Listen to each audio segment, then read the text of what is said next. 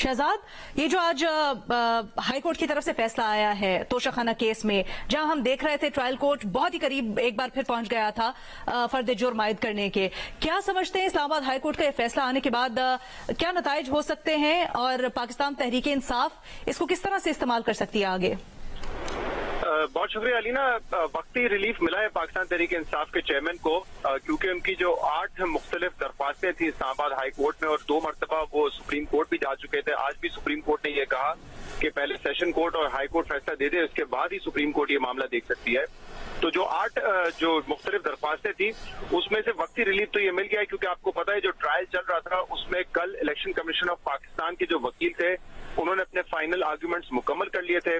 पाकिस्तान तहरीक इंसाफ के चेयरमैन के जो वकला है उन्होंने अपने फाइनल आर्ग्यूमेंट्स देने थे और उसके बाद जज साहब ने ये इंदिया दे दिया था कि वो फैसला महफूज कर लेंगे। तो आज इस्लामाबाद हाई कोर्ट का जो ये फैसला है जिसमें दोबारा रिमांड बैक किया गया है और ये दूसरी मरतबा रिमांड बैक किया गया है इस्लामाबाद हाई कोर्ट की जानिब से, तो वक्ती रिलीफ तो मिल गया है। लेकिन जो पाकिस्तान तहरीक इंसाफ के चेयरमैन ने 2 मरतबा, कल भी अगर आपने सुना हो अपने वीडियो खिताब में, उन्होंने यही कहा कि उनको एतमाद नहीं है जज हुमायूं दिलावर पे। इससे पहले उनकी जो फेसबुक पोस्ट है उनको भी एक इशू बनाया था जिसपे FI अब अपना वर्डिक्ट दे चुकी है।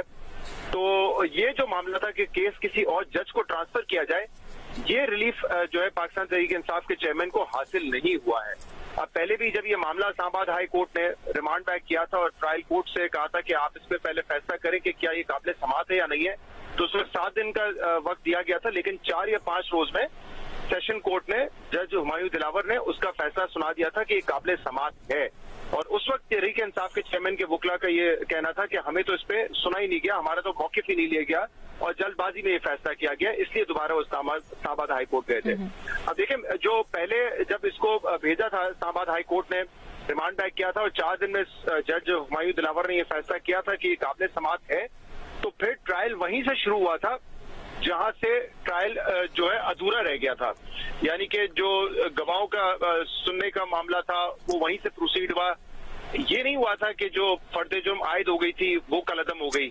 तो अब अगर यही जज साहब ने दोबारा मेंटेनेबिलिटी का मामला सुनना है और अगर ये दोबारा इसको काबिल समाअत करार देते हैं, जो कि बजाय लगता है क्योंकि पहले भी इन्होंने यही फैसला दिया था और अब तो ट्रायल को बिल्कुल आखिर में लेके चले गए थे, तो जहां मेरी अंडरस्टैंडिंग है वो मामला तो फिर वहीं से शुरू होगा। लेकिन शहजाद, वो तो मामला वहीं से शुरू होगा, आप सही कह रहे हैं, लेकिन लिंगर ऑन ज्यादा नहीं हो जाएगा आपको लगता है? क्योंकि देखें, एक तो मामला मेंटेनेबिलिटी का है, वो आप कह रहे हैं कि 4-5 दिन में वो हो सकता है कि कह दें कि ये मेंटेनेबल है, काबिल समाअत है। लेकिन दूसरा मामला जो विटनेस को प्रोड्यूस करने का है, इस पर अभी इस्लामाबाद हाई कोर्ट ने समाअत करनी है, वो बुलाया गया, उनको नोटिस दिए गए और उनकी रेलेवेंस पहले वहां पे प्रूव होगी और उसके बाद फिर वो मामला आगे बढ़ेगा। तो ज्यादा लिंगर ऑन हो सकता है मामला और फिर अलाइव है इस्लामाबाद हाई कोर्ट जाने का एक बार और राइट। यही मेरे ख्याल से जो वक्ती रिलीफ मिला है, जिसको मैं कह रहा हूं कि इस वक्त एक तो ये फैसला दोबारा सेशन कोर्ट को करना पड़ेगा क्या ये मेंटेनेबल है या नहीं है, और उसमें पहले फैसला जो है वो जज हुमायूं दिलावर ने 4 से 5 रोज में कर दिया था और उस वक्त टाइम बाउंड किया था। अब मुझे नहीं पता कि फैसले में दोबारा टाइम बाउंड किया है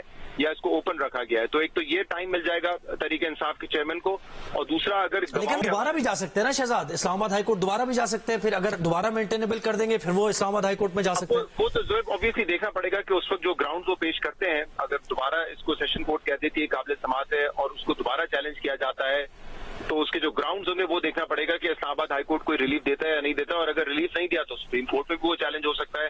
तो इस वक्त तो टेक्निकल इशू बनाते हुए ही तहरीक इंसाफ के चेयरमैन इस मामले को आगे लेके जा रहे हैं, मेरिट पे नहीं बल्कि टेक्निकल ग्राउंड वो हासिल करने की कोशिश कर रहे हैं। और एक मरतबा जब ये मामला सेटल हो जाएगा तो दूसरा जो आप कह रहे हैं इस्लामाबाद हाई कोर्ट ने ये भी देखना है जो उनके विटनेसेस को नहीं प्रेजेंट होने दिया था और ये कह के उसको मुस्तरद कर दिया था जज हुमायूं दिलावर ने कि वो रेलेवेंट विटनेसेस नहीं थे, वो मामला इंपॉर्टेंट है। अगर वो भी उसको मिल जाता है तहरीक इंसाफ को यहाँ पर रिलीफ, तो फिर जो है कुछ दिन शायद जो गवाह हैं वो प्रोड्यूस होंगे, वो अपना बयान देंगे और फिर उसके बाद मामला होगा। तो मेरे ख्याल से टाइम तो इसमें मिल जाएगा। जो फौरी तौर पे ऐसा लग रहा था कि फैसला महफूज हो सकता है आज या कल में, वो तो अब एटलीस्ट नहीं होने जा रहा है। तो एक वक्ती रिलीफ तो इस पर मिल गया है। लेकिन बहरहाल जब भी ये केस सुना जाएगा तो उसकी मेरिट्स बड़े इंपॉर्टेंट होंगे। और देखिए ये मामला ऐसा है कि इसमें गालिबन सितंबर में इलेक्शन कमीशन ऑफ पाकिस्तान ने इस रेफरेंस में फैसला दिया था और कहा था कि फौजदारी मुकदमा सेशन कोर्ट में चलाया जाएगा।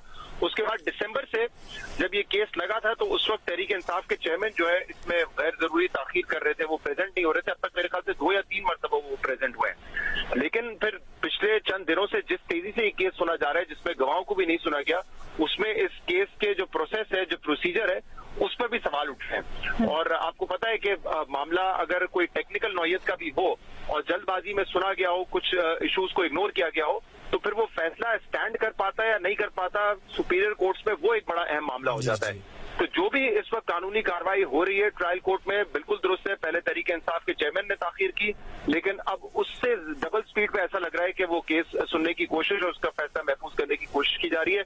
दोनों बातें मेरी नजर में उस पर एतराज उठ सकते हैं और इसीलिए जो भी फैसला हो सेशन कोर्ट का, कोई ऐसा लूप होल उसमें नहीं होना चाहिए जिसकी बुनियाद पर बाद में वो फैसला कलअदम करार दे दिया जाए या मुस्तरद कर दिया जाए सुपीरियर कोर्ट की जानिब अच्छा, ये से। अहम बात है आपकी शहजाद, जब आप कहते हैं कि आगे जाकर इस मामले के ऊपर उंगलियां नहीं उठनी चाहिए। तहरीक इंसाफ एक दफा हुमायूं दिलावर के ऊपर तहफ्फुज़ात का इजहार कर चुकी है, गो केस के ऊपर FIA की रिपोर्ट और फिर दलाइल भी पेश किए गए दोनों जानिब से। लेकिन हुमायूं दिलावर का ये आगे जाके ये केस सुनना आपको क्या लगता है किस तरह से मुतासिर कर सकता है? देखिए ये बड़ा इंटरेस्टिंग है। कल तहरीक इंसाफ के चेयरमैन ये कह रहे थे कि जज तो हमारी मर्जी का होनी चाहिए, यानी कि जिसके खिलाफ केस है अगर वो कोई एतराज उस पर जाहिर कर दे तो उन जज को रिक्यूज कर लेना चाहिए। अब आपको याद होगा ये जो इलेक्शन का मामला था पंजाब और KPK में या दीगर जो मामलात आए हैं, उसमें इस वक्त की जो हुकूमती जमातें हैं उनका मौकिफ ये होता था कि हमने अगर चीफ जस्टिस उमर अता बंदियाल पर तहफ्फुज़ात जाहिर किए हैं या किसी और जज पे तहफ्फुज़ात का इज़हार किया है तो उन जजेस को हट जाना चाहिए। और उस वक्त सुप्रीम कोर्ट ये कहता था कि बिल्कुल आपका हक है कि आप एतराज दायर करें, लेकिन रिक्यूज होना या ना होना ये फैसला जजेस का हो सकता है। ऐसा नहीं हो सकता कि आप डिक्टेट करेंगे। और उस वक्त तहरीक इंसाफ इस बात का शिकवा करती थी कि PDM जमातें तमाम जजेस पे ही एतराज कर रही हैं। सुप्रीम कोर्ट के 4 जजेस पे एतराज कर चुके थे, इस्लामाबाद हाई कोर्ट के कुछ जजेस पे एतराज कर चुके थे, लाहौर हाई कोर्ट के चीफ जस्टिस पे एतराज कर चुके थे, तो ये एतराज नहीं होना चाहिए। लेकिन आज जो है ये मामला बिल्कुल उलट हो गया है। अब तहरीक इंसाफ के चेयरमैन ये कह रहे हैं कि हमें इन जज साहब पर, और उन्होंने chief justice Islamabad high court के ऊपर भी एतराज किया था, उन पे भी तहफ्फुज़ात का इज़हार किया था। अब वो कह रहे हैं कि हम अगर एतराज कर रहे हैं तो जज को रिक्यूज कर लेना चाहिए।